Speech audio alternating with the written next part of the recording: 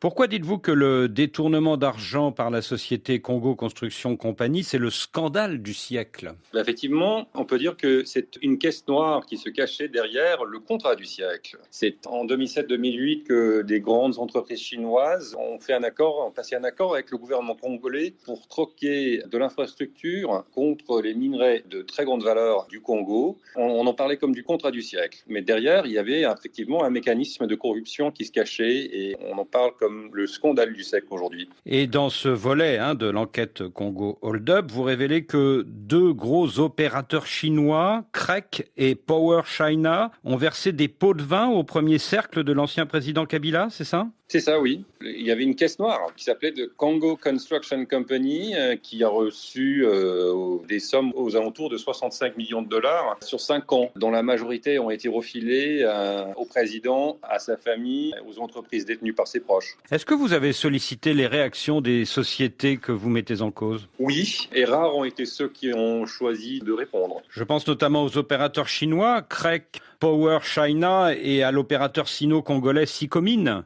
Pas de réponse. Aucune de ces trois sociétés. Et du côté congolais? Eh bien, le président lui-même n'a pas répondu. On a eu quelques réponses et des échos auprès de certains individus impliqués dans ce dossier, notamment l'actuel ministre pour l'aménagement du territoire dans le gouvernement du président Félix Tshisekedi, M. Guy Luando, qui a nié avoir été au courant des agissements de ses partenaires en affaires. Il était un avocat, d'après lui, qui a fourni des services simplement.